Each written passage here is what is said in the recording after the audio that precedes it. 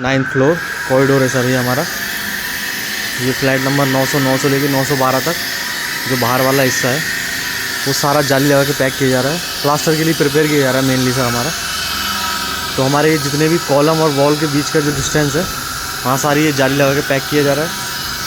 और जो बीम और कॉलम वॉल का डिस्टेंस है वहाँ पर भी सारा पैक किया जा रहा है सर। ये सारा कंप्लीट होने के बाद उसके बाद इसमें प्लास्टर किया जाएगा सर।